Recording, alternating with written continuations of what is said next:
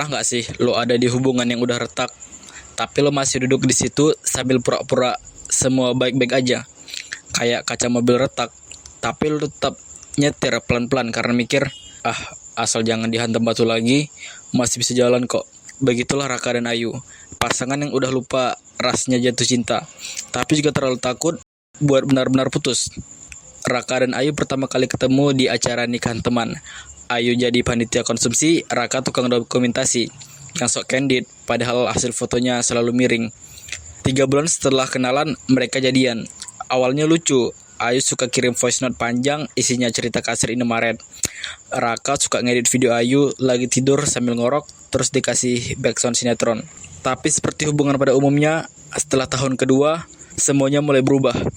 Yang dulu lucu, sekarang nyebelin. Yang dulu ngobrol 3 jam, sekarang balas WA 3 jam sekali. Yang dulu selalu bilang, aku kangen, sekarang lebih sering bilang, kamu sibuk terus sih.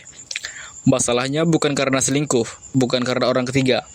Masalahnya karena 2 orang yang capek, tapi gak pernah ngobrolin capeknya.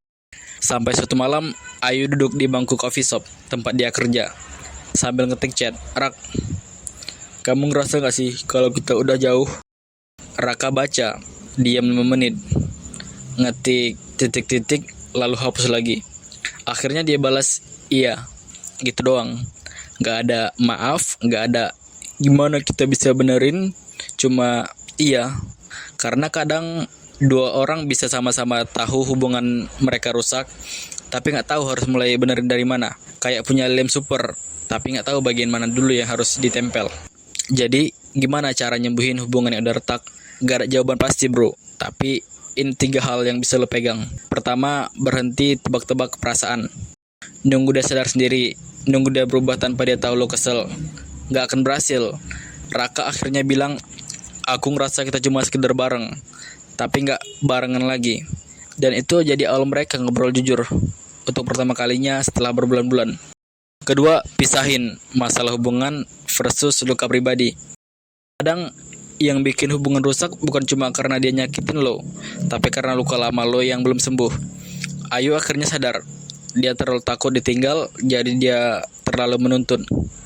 Raka sadar, dia takut dianggap gagal, jadi dia sering menghindari kalau ada konflik. Ketiga, terima kalau nggak semua yang retak harus dibuang. Beberapa hal bisa diperbaiki, asal dua-duanya mau. Dan memperbaiki itu bukan artinya balik ke versi dulu, tapi bikin versi baru yang lebih sehat, lebih dewasa, dan lebih jujur. Akhirnya, Raka dan Ayu gak langsung jadi couple goals lagi, tapi mereka mulai pelan-pelan ngobrol, nangis, marah, ketawa.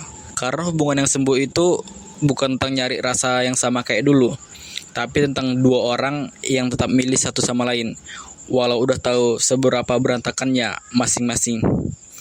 Kalau lo lagi ada di titik kayak Raka dan Ayu, mungkin sekarang saatnya bukan buat ninggalin, tapi buat ngobrolin dari hati, bukan dari emosi.